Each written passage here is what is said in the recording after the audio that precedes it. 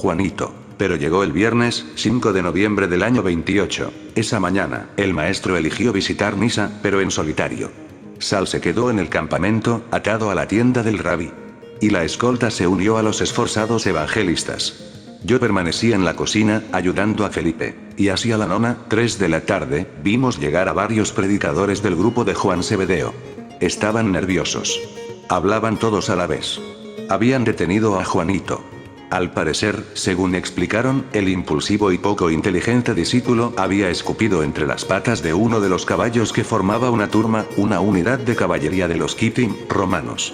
La turma, compuesta por 33 jinetes, se cruzó con los evangelistas que encabezaba el citado Juan Zebedeo cuando los soldados regresaban al castro.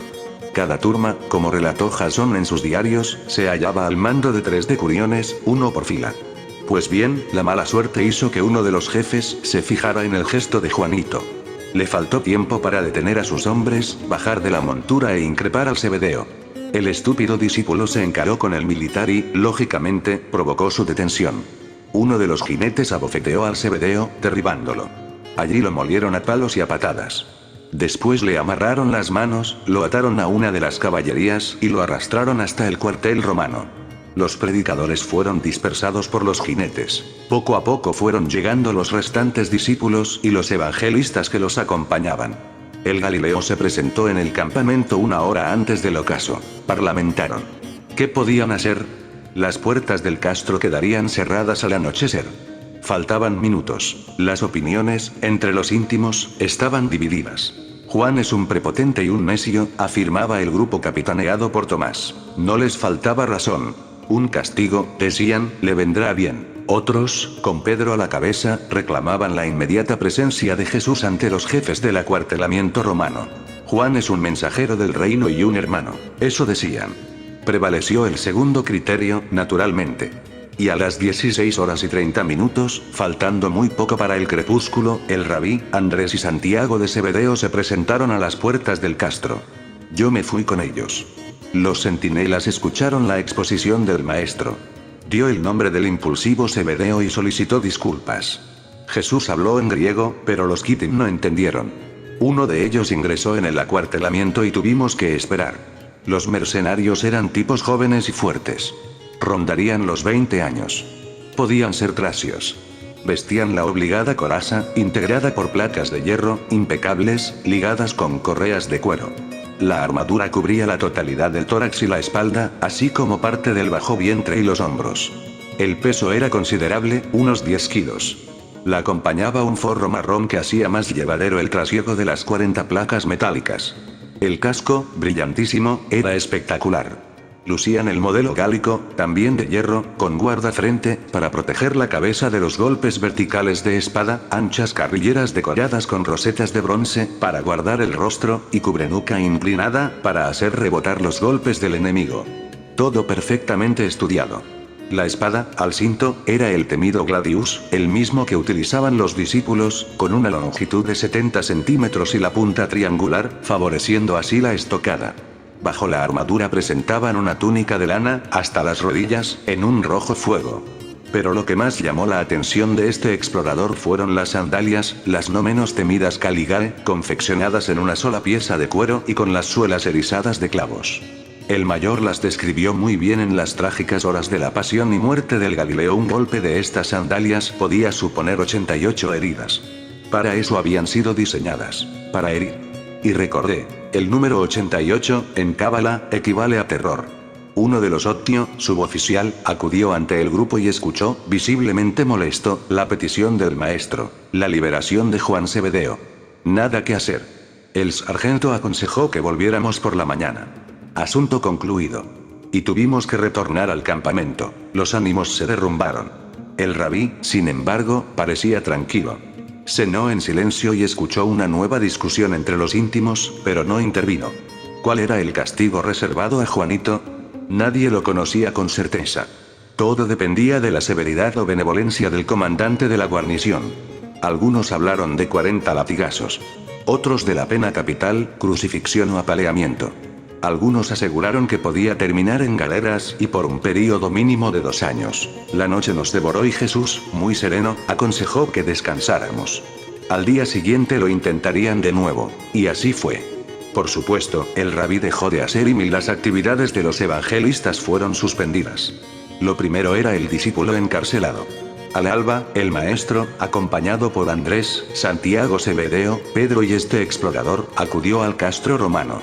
Y se repitió la escena de la tarde anterior. Nueva exposición, nueva súplica, nueva espera y nueva negativa.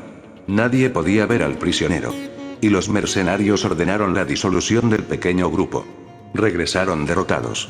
El maestro tomó a Sal y se alejó hacia las colinas próximas. Y, desde la cocina, asistía a nuevas e inútiles polémicas. Nadie sabía qué hacer. El fracaso, absoluto, se repitió durante 6 días. Se habló de solicitar una entrevista con Poncio, gobernador de la Judea y representante del emperador Tiberio. Pero eso exigía trasladarse al norte, a Cesarea, la capital administrativa de los Kitim. Poncio podía aceptar la audiencia, o no. En otras palabras, todo eso representaba tiempo, semanas o meses, y ninguna garantía de que Juanito fuera liberado. La gente empezó a desesperarse. Pedro lloraba por los rincones. Santiago, hermano de Juan Zebedeo, permanecía inexplicablemente sereno. Y lo mismo sucedía con el Hijo del Hombre. No conseguía entender aquella calma. Judas Iscariote y Simón, el zelota, propusieron asaltar el castro y liberar al Zebedeo. Nadie tomó en consideración el absurdo plan. Éramos un centenar largo de locos contra 5.000 mercenarios. Y yo sin la vara de Moisés. Pero esa noche me visitó la bella, la intuición y con ella llegó una idea. Y el 12 de noviembre, viernes, a primera hora de la mañana, como tenía por costumbre, Jesús caminó hasta las puertas del cuartel romano. Lo acompañaron los de siempre. Yo era uno de ellos. Enésimo fracaso. El grupo, con el rabí a la cabeza, se alejó del castro y se dirigió al campamento. Los acompañé durante un pequeño trecho, me detuve y regresé a las puertas del acuartelamiento. Ni el Galileo ni Andrés ni tampoco Santiago se percataron de la maniobra. Y solicité hablar con Elotio, el suboficial de guardia. Hice una parte con él y le expliqué que necesitaba ver al centurión de servicio. Le mostré el salvoconducto facilitado por Poncio y, disimuladamente, dejé caer un denario de plata en sus manos. Milagro. A los pocos minutos me hallaba en el interior del cuartel, frente a una gran carpa roja. El centurión de servicio me recibió al momento. Era mayor, con una barba cana y unos ojos rendidos por el cansancio. Supongo que había visto de todo, era uno de los 5 centuriones principales del castro. Lo que llamaban un primi ordines. Lucía una túnica de piel, de color leonado, y las hombreras de metal. Sobre la mesa descansaba el símbolo de los centuriones, la rama de vid. Le mostré el salvoconducto y el tipo lo examinó. Pero no sabía leer. Y terminó entregándoselo al Elotio que me había recibido en la puerta del acuartelamiento. El suboficial leyó el texto en voz alta, poniendo especial énfasis en uno de los párrafos. Y los griegos anteriormente mencionados, amigos personales y servidores del divino Tiberio, podrán viajar libremente por los territorios de esta provincia procuratoriana, siendo asistidos, si así lo reclamasen, por las cohortes y guarniciones a mis órdenes. Agradecí el detalle del sargento. Fue clave. El centurión me observó con curiosidad y se interesó por algo que, supuse, era lógico. Ahí habla de 2 griegos, ¿dónde está el segundo? Murió en acto de servicio, mentí. Y el hombre fue al grano. ¿Por qué deseas la liberación de ese bastardo? Es un escorpio, inventé. Trabaja para Roma. Los escorpio, como ya indiqué, eran espías al servicio del imperio. Tuve que esperar. El centurión se hizo con el salvoconducto y salió de la carpa. Y allí quedé, algo nervioso, en la compañía del Elotio. No hablamos. Imaginé que el centurión necesitaba consultar el asunto con el comandante del castro, el primipilo, centurión de máxima graduación. No me equivoqué. Al regresar, el centurión me devolvió el salvoconducto y, de mala gana, confirmó la puesta en libertad del Zebedeo.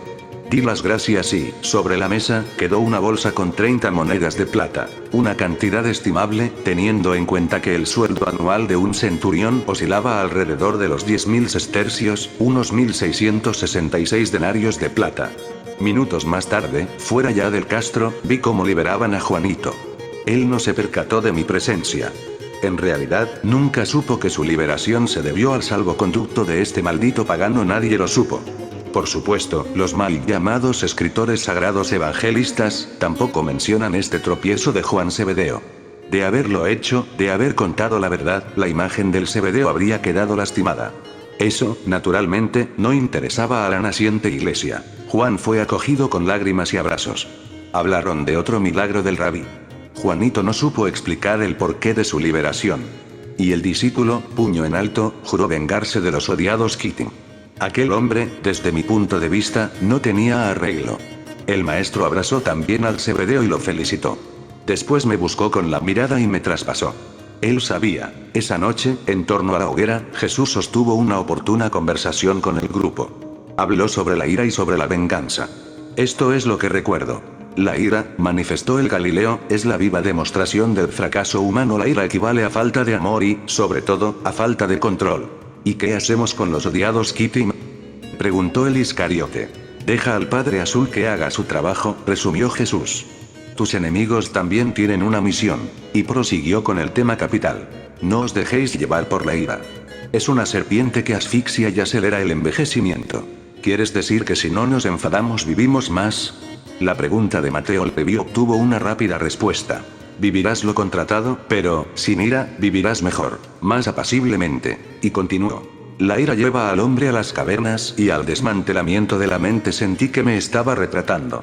La ira, prosiguió, obliga a enmudecer a la chispa divina mientras gritas, ella huye y se refugia en lo más íntimo de tu pensamiento, donde no puedes llegar cuando te tranquilizas, cuando vuelves a ser tú, la Nitsus regresa y te ilumina. Recordad. Un hombre pacífico irradia luz. ¿Os habéis preguntado por qué? La ira mata al necio. Recordad. El sabio nunca pierde el control.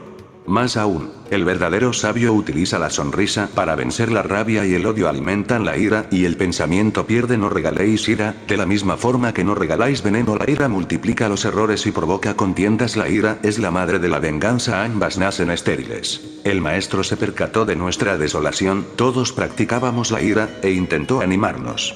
Pero no os preocupéis, ni la ira ni la venganza pueden pasar al otro lado, son hierbas propias de este mundo. Escuchad a la Nitsuts, la chispa, y la ira se apagará como una candela. Esa noche me dormí en la compañía de un único pensamiento. ¿Por qué nunca me enseñaron a utilizar la moneda del amor? ¿Por qué era un campeón de la ira y de la venganza? Sí, la milicia en Viglese.